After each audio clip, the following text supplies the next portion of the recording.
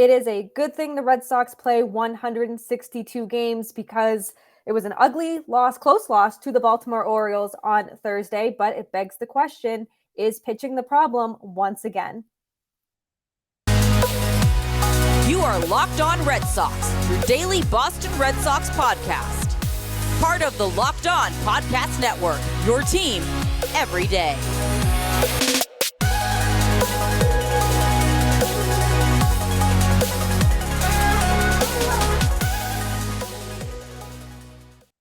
Thank you for making Locked On Red Sox your first listen of every single day. I'm your host, NESN's Lauren Willand, and baseball's back. For better or for worse, the Red Sox opened their season on Thursday in a 10-9 loss to the Baltimore Orioles.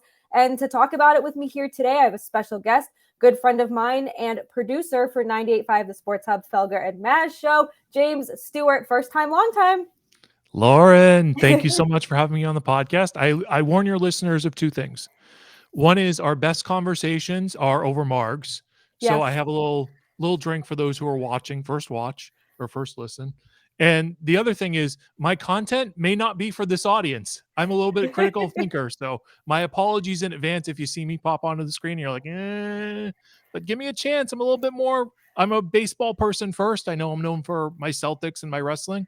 I've always been a baseball person first. Yes, can confirm. Margs or no margs, we talk baseball all the time, and we were talking baseball opening day morning. We were texting saying automatic good mood, the vibes are high, and just no matter what the narrative around the Red Sox going into this season, it was still good to have baseball back. And at one point, I thought this game was going to be a blowout. They were down 10-4 at one point. They started chipping away, but the pitching, I think, is kind of the biggest takeaway from this game because, as my grandma said, it's just kind of more of the same old stuff. So the problem with the pitching is 9 walks. Let's start there with the 9 walks. But Kluber needed to be better. He needed to throw more strikes. But Brasier's not going to be in close situations, right? Oh, I hope not. Good Lord. Ort, is he going to be in close situations? He was one of the better pitchers today. And I don't know what that says about who was in the game today. You had Winkowski and Martin look good too, but when Ort is one of your better pitchers, that's not a good start to the season. So I don't think that we're going to see Brasier and Ort in important situations. So like I can kind of forgive that a little bit, but Kluber can't walk 4 batters and give up 6 hits in less than 4 innings. He can't do that. He's your opening day starter. And so my question is like, why is he the opening day starter? Because I'm sorry, I'm not buying into this. Chris Sale can't pitch on his birthday. And it reads to me like Cora doesn't think that Chris Sale is his best pitcher. And that's why he wasn't the opening day starter. And that's a problem. That is a big problem. And you would think, I honestly thought that this was Chris Sale's spot to lose. And then Cora comes out and says that this decision was made in January. So he had a ton of trust, we'll call it, in Kluber to start from the very beginning. And it made me think, Cora said he wanted, Chris Sale to enjoy the day as a pitcher, but knowing Chris Sale, he probably wanted to be out there. He wanted Sports Hub coming out always, but Chris Sale, he's I've talked about his work ethic, and he's the person who's hardest on himself is him. And he probably wanted to be out there. And listen, it's fine, but this wasn't a characteristic Corey Kluber start. He's usually much better than this. And, we can pick apart his start all we want. The first time through the order, he had 4 strikeouts. So he was cruising through, and I was like, all right, this is good. Second time through, no strikeouts and multiple hits. I think it was 5 hits. So they just the Orioles figured him out. They certainly figured out Ryan Brasier. They stole all the bases on Ryan Brasier. But I look back and I wonder, should Chris Sale have been the opening day starter? I still think yes, but I liked what I saw from Kluber in spring, and I'm not the manager. I don't make those decisions, but I thought we'd see more from Kluber. But at the end of the day, he needed to go more than 3 1/3. So if Cora said way back when that Sale wasn't going to start opening day, okay, I'd believe that because he's coming back from whatever injury that they've decided he has this time around. So is Kluber your best pitcher coming out of camp? Debatable, right? But if Bayo and Whitlock are healthy, does either one of them get the opening day start? Because Bayo projects to be the ace of the staff going forward. And Whitlock just has this untapped potential. I'd rather see him in the 7th, 8th, or 9th innings Same. than as a starter, but that's not my choice. Maybe he wants that. So Corey Kluber's the best of the bunch, I think, because there's something with Chris Sale that we don't know about. And that's the real reason why he didn't start today. And Cora knows, Chris Sale knows, the 33 people that they got doing analytics might know, Bloom knows, but that's the real reason. So if Corey Kluber's your best pitcher right now, he's at least got a track record of not walking the ballpark, which is all you really want. You want 5 innings from your starter, from your opening day starter. You'd like more, but I'm a traditionalist. I'm outdated. I want to see my starting pitcher go 8 innings, but you don't ask for much. This is where we're at. You know, you're a simple guy. And I do think maybe one positive we can take from Kluber's start is that he's only, in 2022, he only gave up more than 3 walks one time. And it also was against the Orioles. So maybe it's just something about the Orioles. And after that, he never allowed more than 2 walks across 30 starts. So maybe that is a positive. Maybe it's just the opening day jitters, new team, intense, very intense fans. And we can say it's cold all we want. We've lived here all of our lives. We know what the weather is like. But yes, it was cold. And couple that with your jitters, you're just like shaking the whole time. And you know, at the end of the day, it was an exciting game. Like the Red Sox made it exciting at the end. But I'm watching this and I'm like, you're going into your bullpen in the 4th inning in the first game of the season. You're going back to back with Brasier and Ort, with the game still very winnable. And I understand you don't want to grab Martin, you don't want to grab Winkowski maybe at that point.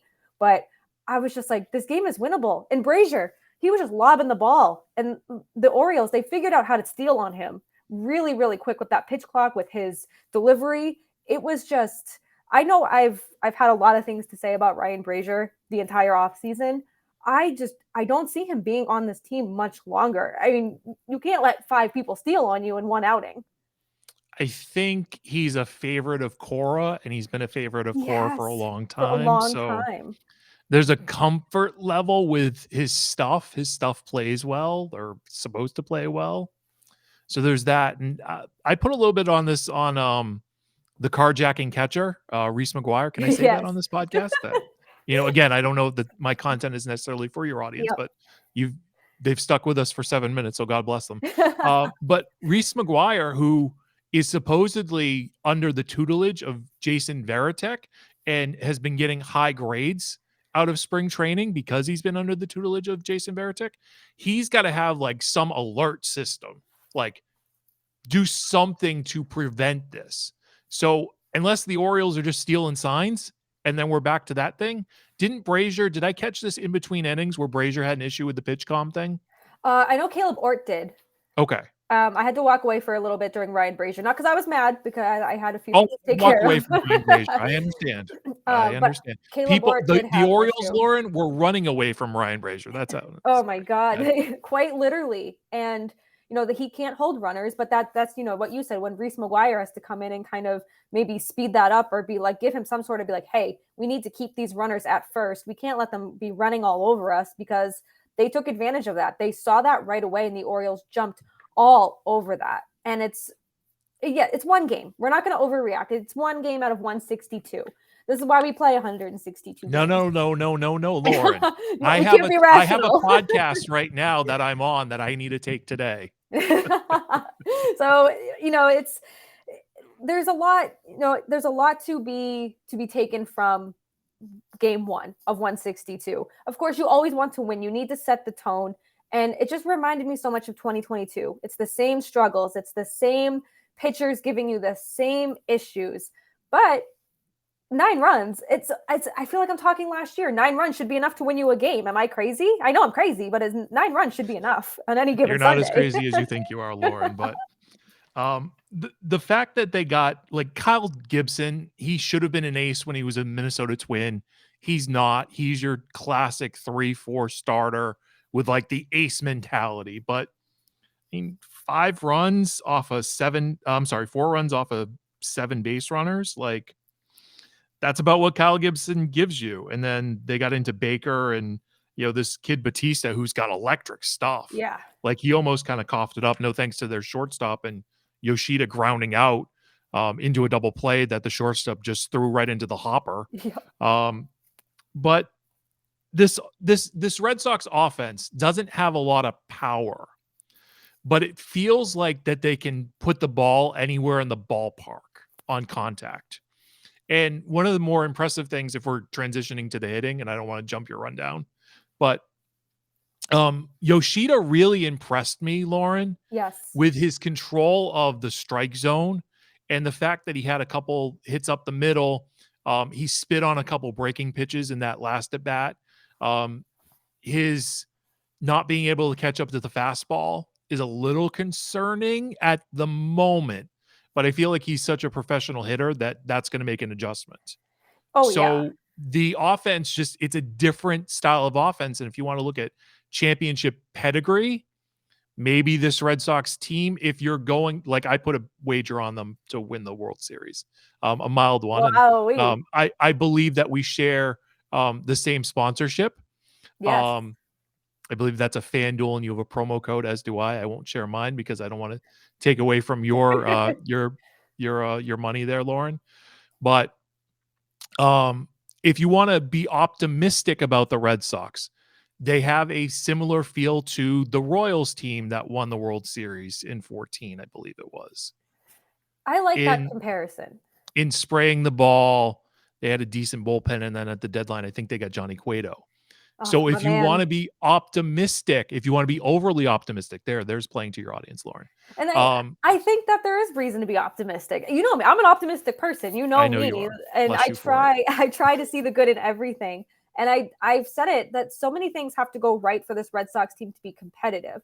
But I think we still saw a lot of good today from opening day that can give Red Sox fans hope that it's not going to be like this the entire season. I mean, Tristan Cassis has incredible plate patience. Yoshida got his first hit, and he was rocking a hoodie during pregame. He was cold. That man was very, very cold. And he was up. He had the sleeves, and it looked like I don't know if he just like rolled it up in his jersey. It was adorable. He looked like he was having fun, I think, at the end of the day. And that's I mean, you want him to produce. And I think the fastball thing, that's definitely going to be sorted out. That's just going to take a little bit of time getting used to. But he grinded, he battled. And I think that he's already a fan favorite. Fans were cheering his name. And he's gonna thrive off that too. Because, Trevor Story heard the Boo Birds last year, very early into his career. As long as he doesn't strike out 4 times. I mean, it was against Ohtani that Trevor Story did that. But I think Yoshida has fans, right where he wants them, which is a good thing. And I liked what I saw from him today. I thought overall it was very, very encouraging. I think he'll be just fine. And I think somebody had a bold prediction that he'd bat 330. I love that bold prediction, because if it happens, that guy's going to look like a genius. And I had him at 317 on my predictions. Then you're going to look like a genius too. But overall, I think Yoshida, he was one of 3 or 4 players to have 2 hits, just kind of a bright spot for this team. I'm ready to see him mash home runs, but it's not about always hitting home runs. You have to put the ball in play, which you alluded to. We saw the Red Sox do that quite a bit, which they could not do for the life of them last year.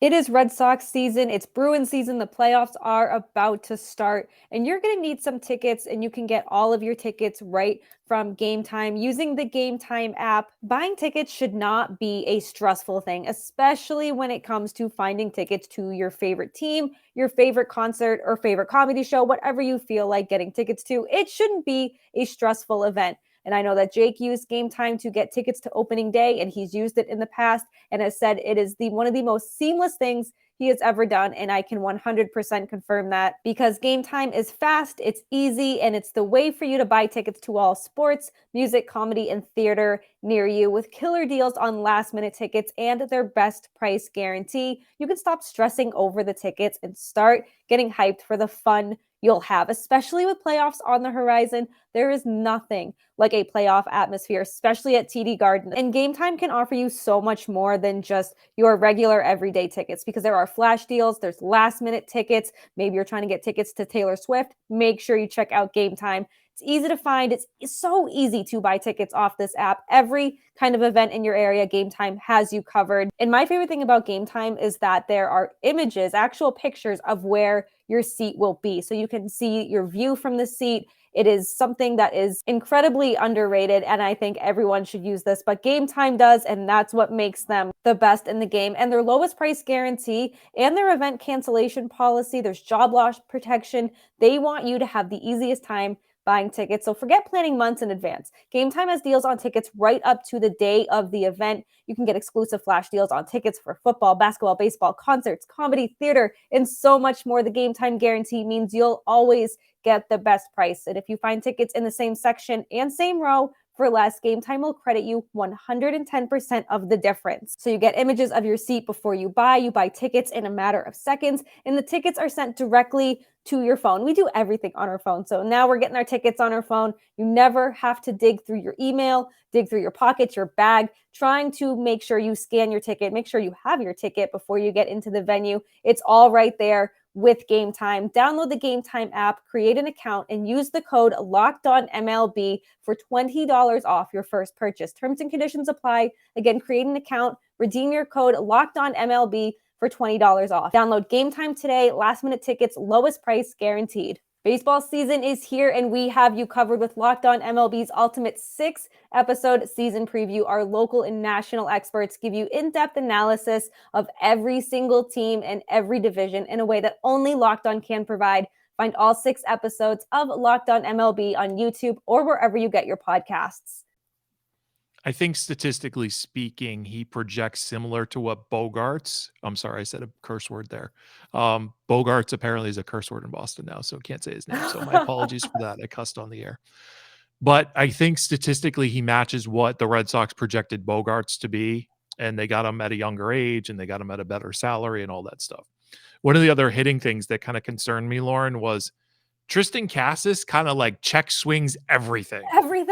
It made everything. me nervous. And it's a little obnoxious. Like, you have a bat, follow through or don't, spit on the pitch if you want to, or just follow through with it. But it's like, he's got a little bit too much upper body. Like, he wants to pull the trigger and he's like, no, I'm not going to do that. Hopefully he catches up to major league pitches and we don't see that as often.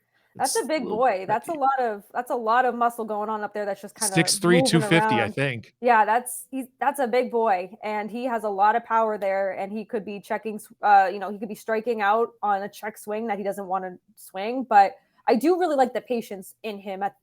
After all is said and done, I like the patience in him. He's going to be. I can't wait to see him reach that potential and tap into the power that I know he has. But yeah, those check swings, I was like flinching, like watching, like, stop it. He's a left-handed Kevin Youkilis. Yeah. He should be, I would put him in the leadoff spot because he's going to work counts and he's going to give you Youkilis like at bats early on. And then once his power develops, if you want to keep Devers in the 2 spot, then he becomes your 4-hitter at the very worst. Or, if Justin Turner doesn't, but the problem is that now if you have Verdugo, Devers, Casas, your 3 lefties, and then Yoshida. Right. That's the issue there.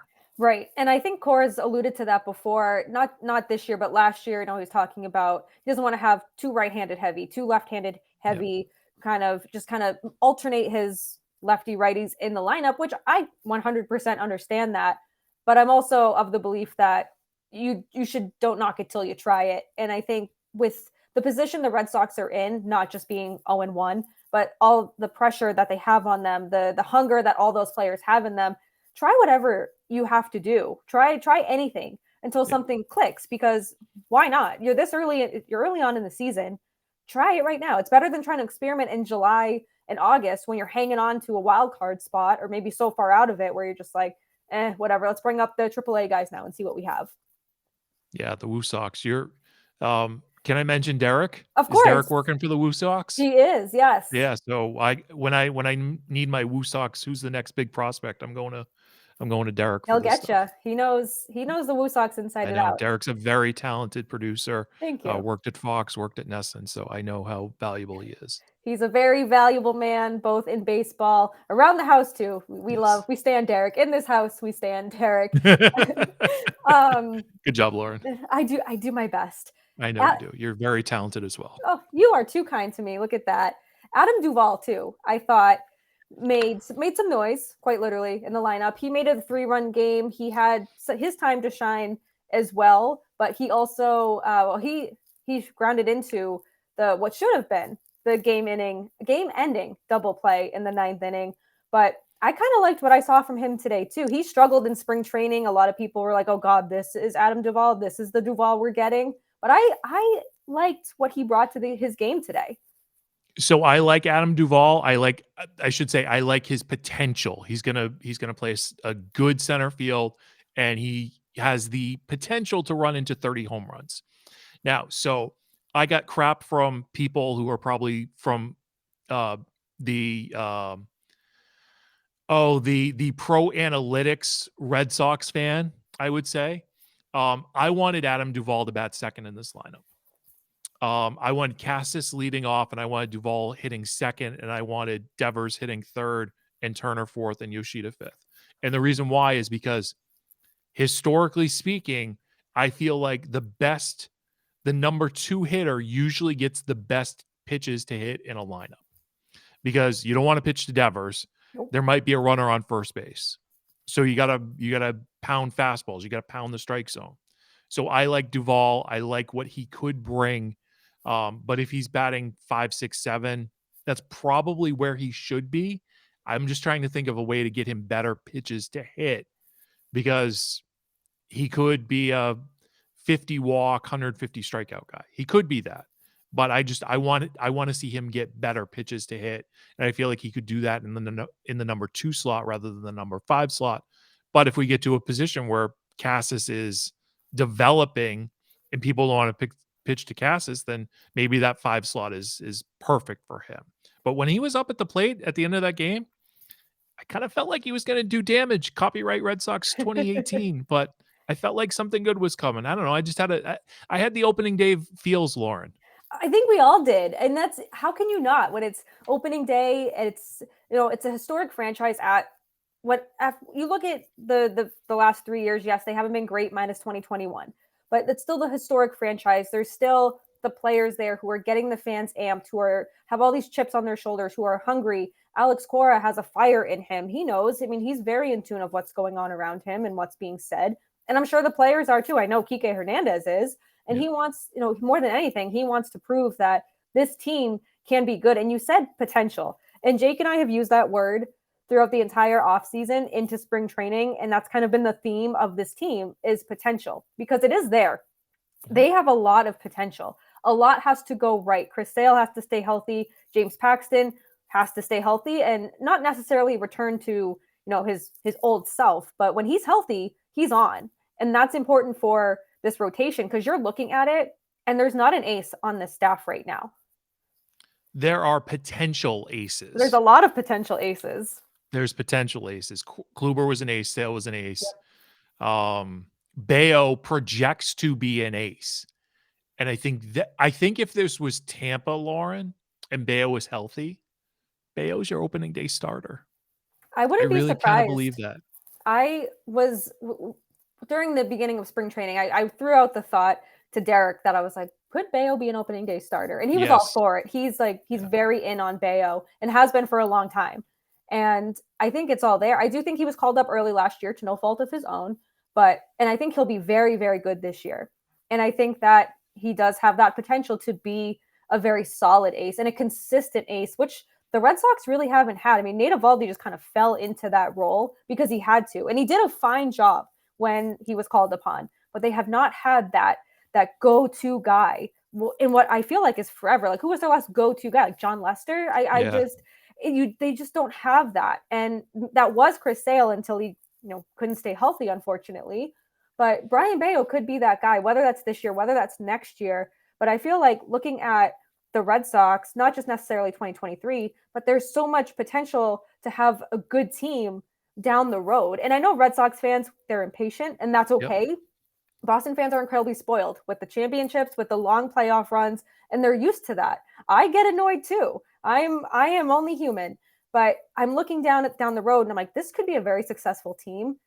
And I really do hope the patience, I'm not a patient person, I hope it pays off, because the fans deserve more. And I think that this 2023 team has the potential to give them more. We know this is a baseball podcast. You're here for the baseball talk, but March Madness is heating up. The Final Four is set, and you can get all the odds, the latest updates, and everything right on FanDuel. There is no better place to get in on the action than FanDuel, America's #1 sportsbook. That's because right now, FanDuel is giving all of its new customers a no-sweat first bet up to $1,000. That's $1,000 in bonus bets if your first bet doesn't win. Just go to FanDuel.com/locked-on to sign up today and claim your no-sweat first bet. Then you can wager on everything from the money line. My personal favorite is that money line. You can do point spreads, which teams will be cutting down the net in just a few weeks. It's all on the FanDuel app. It's safe, it's secure, and my favorite thing about it is that it's super easy to use.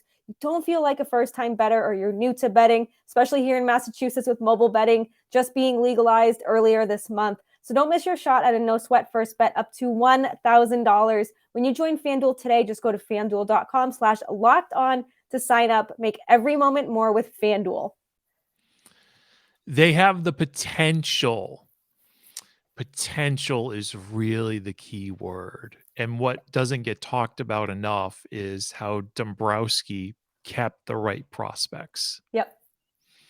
And so Bloom is in year 4. This is his 4th year as the president of chief baseball officer, I believe. You're asking a word person to do math, but I think that's right. Oh, I'm not even a word person. I'm trying to do math. But if this is year 4, right, his prospects, the successful ones that he drafted, won't be available to us to really like look at on a major league level if they get Right. here for what, another 2 years? At least. Maybe. And realistically, the prospect that's got to make it is Mayer. Right. And the Yankees just debuted a rookie shortstop today during opening day. They did. That has to be Bloom's prize piece.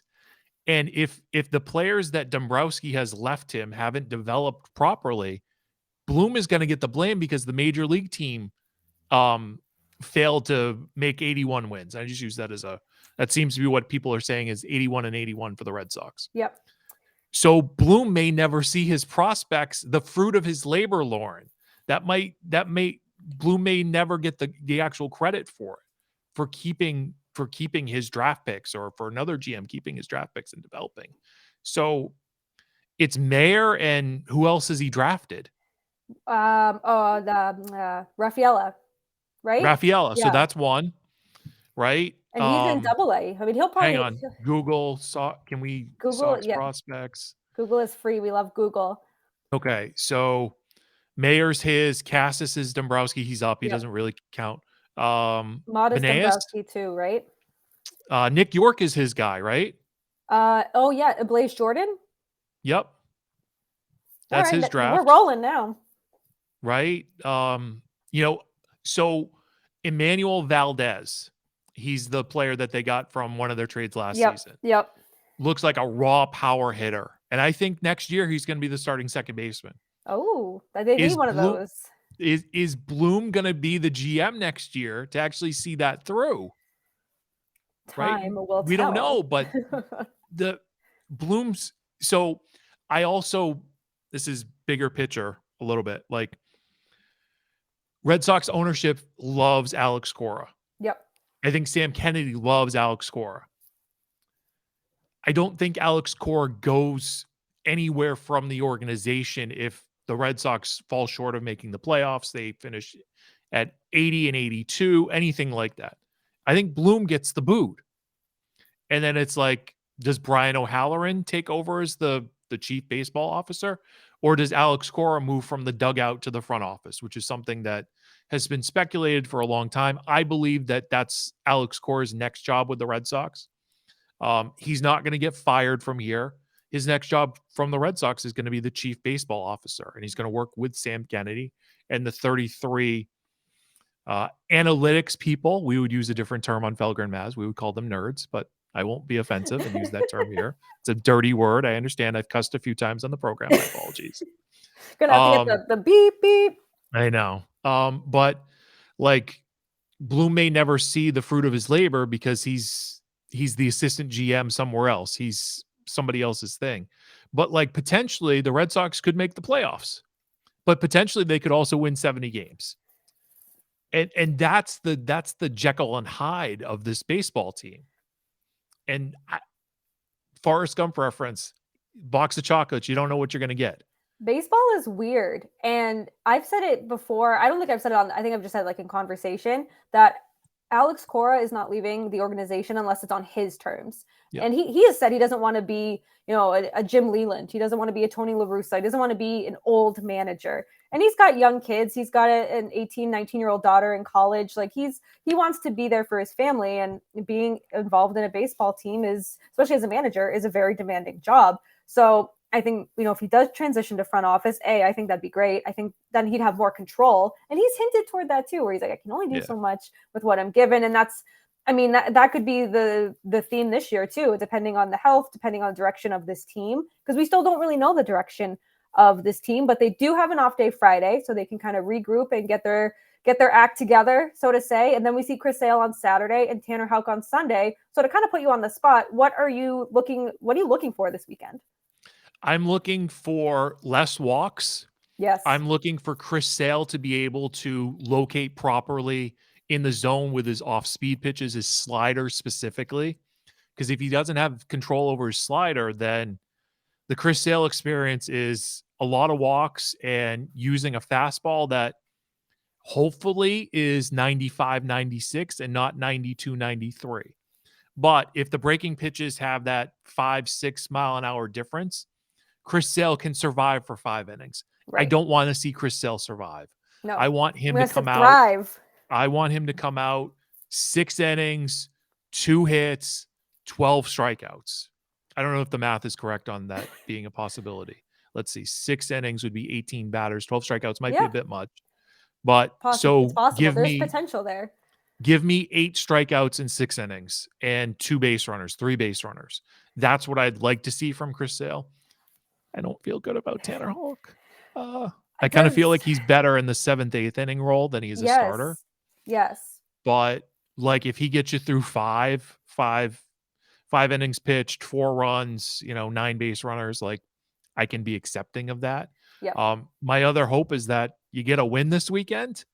Because despite, I guess, and I didn't hear this, so I'm saying something that could be wrong. So not the first time, won't be the last time, but did Tom Warner say on the NESN pregame that the schedule was kind of easy to open up the season? I'll have to go back and look because full disclosure, I did not watch the pregame. That's okay. I was doing Bruins I didn't either. stuff, I was doing a radio show. Yep, I was doing Bruins stuff. So I was like, I'll catch up on that after. And I admittedly did not. But I know Sam Kennedy said that there's no one who works harder than Tom Warner and John Henry to build a team built for October. And I'm like, then why haven't you built a team built for October? Because I'm very confused. Well, Sam would say it's injuries. Sam would say it's the expectations weren't met. It was he quite literally said the expectations weren't met. So it feels like that they have this expected chart. And if they don't hit those expectations, keyword potential and expectations, that's the theme of this podcast. It is. But if they don't hit those expectations, well, it's like, the math wasn't right. Okay, well, what can I do with that? I can't do anything with that. Like the math didn't work. The expected math didn't work. Like it's frustrating. Frustrating is the word, Lauren. That is the best word to say because that's exactly what it is. But that's why we play 162. So we have the weekend. Hopefully they can end that on a high note. We see a good thing from Chris Sale. And even if he does give you the 8 strikeouts, after the game, he's going to be like, that sucked. I could have done more. That was a terrible outing. But that's why Red Sox fans love Chris Sale. He has that accountability. He always wants to give more. Tanner Houck, I'm just hoping that he figured out whatever it was, whether it's mechanically, mentally. I hope he gets back out there and just rebounds. I like Tanner Houck, and I think that there's potential there, but I think he's better suited out of the bullpen. Same with Garrett Whitlock, but I'm willing to give them honest chances. I have my mind made up. But I'm going to give them a chance. I give people chances. That's what we do around here. We try to be rational, but thank you 100 times over for joining me today on Locked On Red Sox. Where can people find you if they want to follow you on Twitter, find you on the radio? Where can people find you, support you, and love to love you? I'm the obnoxious producer on Felger and Maz. 2 to 6, 98.5 The Sports Hub, with Tony Maz alone on the Baseball Hour, 6 to 7. I'm on Twitter at I am James Stewart, and that's the only public social media that I have. I have a private Instagram, but I'm not sharing that with anybody. And if you try to follow me and I haven't met you in person, I will reject your request. We have to keep some of our life private. It's the Yes. only way to live on social media in such a public world. But thank you once again for joining me, and thank you for making Locked On Red Sox your first listen of every single day. We'll be back on Monday, hopefully recapping a solid weekend of Red Sox baseball.